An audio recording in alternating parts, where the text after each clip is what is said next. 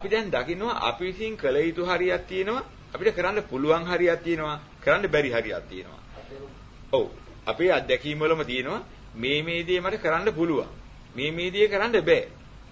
ඒතර සියල්ලෙහිම යථා ස්වභාවයේ ඒක වුණාට. ඒ කියන්නේ කැමැතිසේ පවතින නැති ධර්මතාවයේ ලෝකේ තියෙනවා. කැමැතිසේ පවතින නැති ධර්මතාවයේ තුලදී අපි දකින්න ඕනේ. මෙන්න මෙහෙම දෙයක් තියෙනවා. කැමැතිසේ පවත්ෙන්න බැරි ධර්මතාවය කියන්නේ ලෝක ධර්ම ස්වභාවය විතරයි. කැමැතිසේ පවත්වන්න පුළුවන්කමක් නැහැ කියන එක. අනිච්ච ධර්මතාවයේ ඒක ලක්ෂණ ස්වභාවය. ලෝක ලක්ෂණය ඒකයි. හැබැයි ලෝක ලක්ෂණයට වහල් වෙලා හිටන් අපි සියලුම කටයුතු නවත්වනවා කියන එක නෙමෙයි උතන කියන්නේ. මේ ඔක තේරුම් ගන්න ඕනේ. ඉතින් අපි මොන කටයුතු කළත් අපි දන්නවා ලක්ෂණේ නම් මේකයි. ඒ ලක්ෂණේ නිසා අපි සීමාව ඉක්ම වූ කම්පාවටපත් වීමයි නතර වෙන්නේ. නමුත් මේ තුල අපි දකිනවා අපි යම්කිසි නිවන් මාර්ග පාදා ගැනීමට හෝ අපේ කටයුතු කර ගැනීමට මෙබඳු ලෝකයේ තුල හිතන්න ඕන, කියන්න ඕන, කරන්න ඕන. මේ වැඩ පිළිවෙලක් ඉතුරුයි. මෙන්න මේ වෙලාවේදී අපි අහක් කරගන්නේ අවිජ්ජාපත්‍ය සංඛාරා මිසක් කුසල මූලපත්‍ය සංඛාරා කියන පැත්ත නෙමෙයි. දැන් මෙන්න මේක තමයි ආර්ය විසින් වැඩි යුතු පටිච්චසමුප්පාදයක් තියෙනවා. ඒ කියන්නේ පටිච්චසමුප්පාදයෙන් සිද්ධ කරන්නේ හැම වෙලෙම යම් කිසිතැනක පැවැත්මක් ගොඩ නැගීම. පටිච්චසමුප්පාද නිරෝධයෙන් සිද්ධ කරන්නේ පැවැත්මක් නතර කිරීම. අත්හැරීන වැලී මිදී යාම. එහෙනම් අපි නිරෝධ කරන්නේ මොකද්ද? අවිජ්ජාපත්‍ය සංඛාරා කියනා වූ ඒ වැඩ පිළිවෙලයි නිරෝධ කරන්නේ.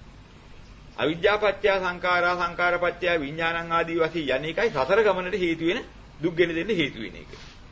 ඒ අවිජ්ජායත්වයේ අශේෂ විරාග නිරෝධා සංඛාර නිරෝධෝ සංඛාර නිරෝධා විඥාන නිරෝධෝ ආදී වශයෙන් නිරෝධ කළ යුතු අවිද්‍යාවෙන් හටගන්න එක නිරෝධ කරන එකයි.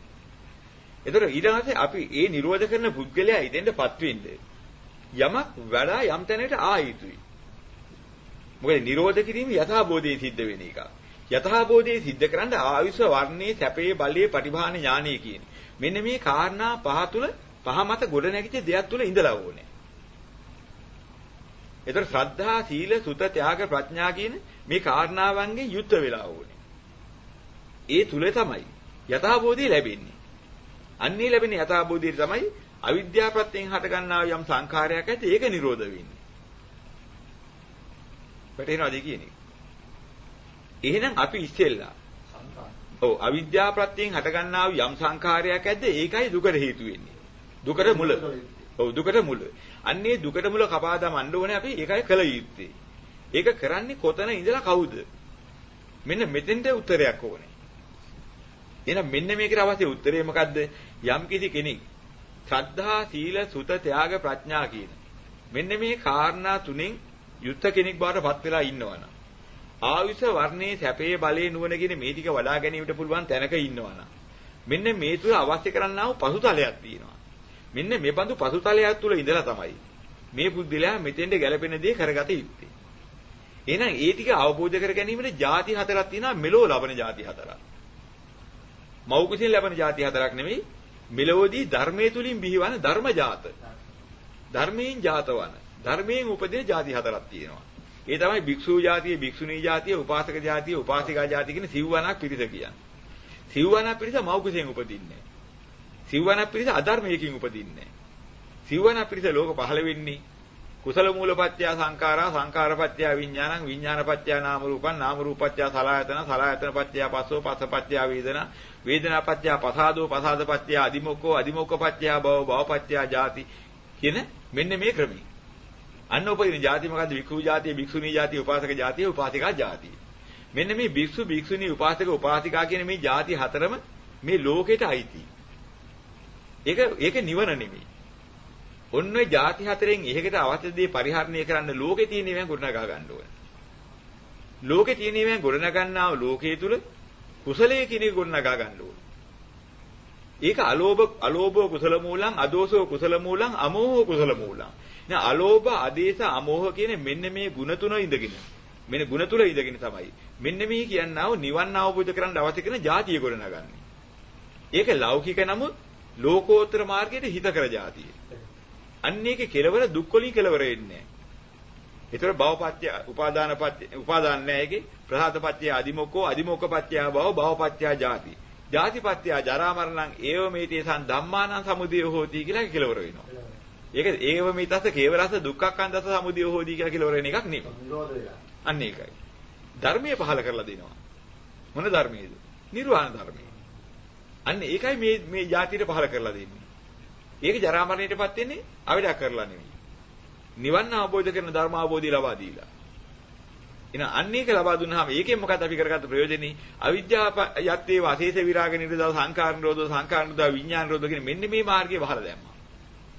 ඒක වහලා දැම්මට පස්සේ අපිට බය වෙන්න දෙයක් නෑ. මතු උප්පත්තියට මතු දුකට යන්න හේතුවක් නෑ. අන්න ඒක කරගන්නේ මොකද්ද? මේ තුල ඉඳගෙන. මේ තුල ගොඩනගාගත් එකක් තුල. එහෙනම් මෙන්න මේ ගොඩනගා ගන්න දේ තුල අලෝභ සහගත, අද්වේෂ සහගත, අමෝහ සහගත යම් කටයුත්තක් ඇද්ද? ඒක මේකට බාධා නැහැ. ඒක තමයි මේ මග ගොඩනගා දෙන අවශ්‍ය උපකරණ ටික. ඉතින් අලෝභයෙන් කරන හිතන කියන කරනදී, අද්වේෂයෙන් හිතන කියන කරනදී, අමෝහයෙන් හිතන කියන කරනදී මෙන්න මේ කියනවා කුසල මූලපත්‍ය සංඛාරා කියන වැඩ පිළිවෙල සිද්ධාන්ත කරලා ඒකෙන් ඇති කරන භික්ෂු භික්ෂුණී උපාසික උපාසිකායන් මෙලෝදී උපදින ಜಾති හතර බිහි කරන්න හේතු වෙනවා. ওই ಜಾති හතරට තියෙන මාර්ගය අපිට බාධකයක් නෙමෙයි. එහෙනම් ළමයෙක් යම් කිසි විදියක ඒ වැඩේ කරන්න හදනකොට ඒ ළමයට කියා දීලා තේරෙන්නේ නැත්නම් අර උගුරේ ඇඟිල්ල ගහලා හිටන් අර අම්මා කටු ඇදලා දාලා ළමයා බේරගත්තා වාගේ. ළමයාට පාරක් ගහලා හරි ඒක තියන්නේ අර කියන්නා වූ ලෝභයෙන් ද්වේෂයෙන් මොහෙන් නෙමෙයි. අලෝභ ආදේශ අමෝහ කියන කාරණාවයි මෙතෙන් මුල්ුනේ. ඒ නිසා තමයි බුදුරණන් වහන්සේ දේශනා කළේ කටුව අදිනකොට හිතන ළමයාට හිදෙනවා. අම්මට පවුද? නෑ. මොකද දරුවා බේරගන්න දරුවා කරේ දානුකම්පාවෙන් තමයි ඒ ටික කළේ ළමයාට. හිදෙන එක ඇත්ත. හැබැයි හිදවන බලාපොරොත්තුවක් නෙමෙයි මට තිබුණේ. ළමයාට හිංගි කරන බලාපොරොත්තුවක් නෙමෙයි තිබුණේ. ඒ ළමයාට ඒ තුලින් යහමගට ගන්න බලාපොරොත්තුවක්. ඔන්න ඔතින්දී අපි ඒක හේතුඵලයක් දකින්න ඕනේ. අපි යම් කෙනෙක් යහමගට ගැනීම සඳහා යම් හේතුවක් ක්‍රියාත්මක කළාද යම් ක්‍රමයකද අපිටත් ප්‍රතිඵල වශයෙන් ලැබෙන්නේ පූජකෝ ලබතේ පූජා වන්දකෝ පටිවන දුන්න දේ ලැබෙනවා. වැපිරුවේ යමක් දස්වන්නේ ඒ ආකාරයි. එහෙනම් ගහලා බැනලා කෙනෙක් හරි ආර්ය මාර්ගයට ගන්න අපි කටයුතු කරා නම් කවදා හරි අපිට සිද්ධ වෙන ගුටි කාලා ආර්ය මාර්ගයට එන්නේ. අනුන්ගෙන් ටොකු කාලා ගුටි කාලා ආර්ය මාර්ගය පුහුණු කරන්න වෙලක් අපිට ඉදෙනවා. අඬෝලා ආර්ය මාර්ගයට ගත්තා නම් කෙනෙක් ඒකේ ප්‍රතිඵලය ඉතින් අඬ ආර්ය මාර්ගය ලබා ගන්න ක්‍රමයක් අපිට හම්බ වෙනවා. කර්මය සකස් වෙන්නේ එහෙමයි. ඒ නිසා එදා හිටපු භික්ෂුන් වහන්සේලා හිනහ වෙලා නිවන් දැක්කා හිටියා කාලයක් අඬ ආලා නිවන් දැක්කා හිටියා. අනේ මට බෑනේ තවම බෑනේ කියලා හිටියා. දුක් විඳලා නිවන් දැක්කා හිටියා. ඒක වතනේ අහලා නිවන් දැක්කා හිටියා. මොකද? එයා සසරේදී අන්‍යයන්ට නිවන් දකින්න මගපාදා දුන ක්‍රමයට ඒගොල්ලන් අදහස් හම්බ වෙනවා. අනුන්ට අපපස්ථාන කරලා, භික්ෂුන් වහන්සේලාට අපපස්ථාන කරලා, සිව්පසයෙන් උපස්ථාන කරලා, කිසිම අඩුපාඩු හොයලා බලලා, එහෙම දීලා හිටන් මාර්ගය පාදා දීලා එයාට උදව් කරපු අයද. Tamanට කිසිම අමාරුවක් නැති එකතන ඉන්නකොට හොයාගෙන ඇවිදලා හිටන් සිව්පසයෙන් උපස්ථාන කරලා මාර්ගය ලබා දෙනවා Tamanට යහපත කරගන්න. ඔව් ආනන්ද හාමුදුරුවෝ මේ රහත් බව ලබා ගත්තේ බුදුහාමුදුරුවෝ පිරිනම පෙර පස්සේ. එච්චර ළඟින් ඇසුරු කරලා. අන්න ඒකයි කියන්නේ. ඒ කියන්නේ තමා විසින් ගිනාවේ යම් විදිහට ඒ ක්‍රමයටයි උත්තරේ. මේ ඒකට ප්‍රතිඵල විපාකේ ඉන්නේ. හේතුවර ඵලෙ එහෙමයි.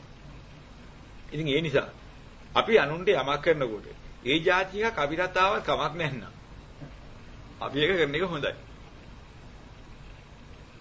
අපි ගහලා බැලලා හරි කමක් නැහැ අනික් කෙනෙක් ගන්නවා කියන්නේ. මට ගුටි කාලා හරි කමක් නැහැ මේ මගට එන එක මට හොඳ නම්. මම මේක අනුමත කරගන්න ඕන. ඉතින් ගුටි නොකා සැනසීලෙන් නිවන් දකින්න ඕන. මං අනික් අයට හිංගි හිංසා කරන්නේ නැතුව සැනසීලෙන් නිවන් මාර්ග ගන්න පුළුවන් නම් මම පුළුවන් තරම් ඒක අනුගමනය කරන්න ඕන. ඉතින් අපිට පුළුවන් හැටියට වැඩිම උත්සාහය දරන්න ඕනේ. හිත රිදවන්නේ නැතුව ගන්න පුළුවන් ක්‍රමෝලින් ප්‍රයෝග සම්පත්තිය අනුගමනය කරන්න.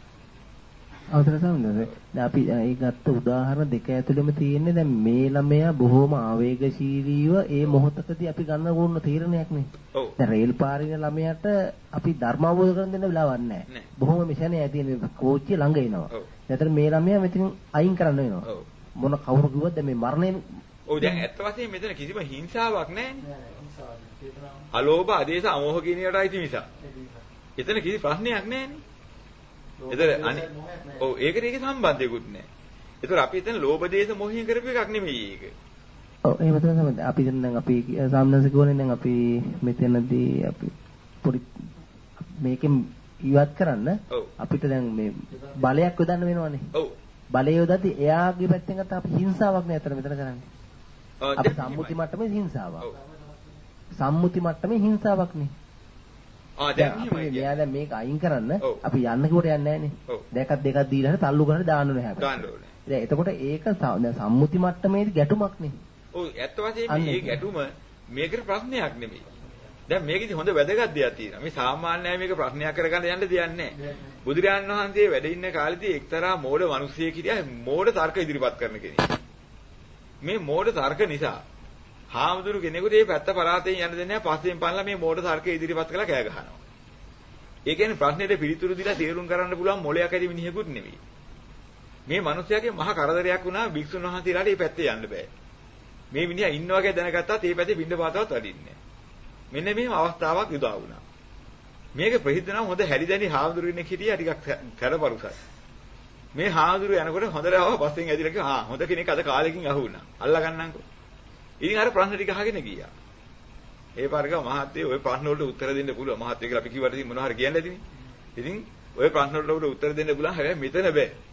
මම ඔක්කොටම උත්තර දෙනවා. හැබැයි සෙනග ඉන්නලා මෙතන මෙයාස්ස කරන්න බෑ. මේ දාන එහෙම අරගෙන එනකොට මම පස්සේ යන්න. ඈත දුෂ්කර මිනිස්සු පේන දිගක් ඈත කැලේ හරියට අරන් ගියා. වටපිට බැලුවා කවුරුවත් නැහැ හොඳ කැලේ හරියේ.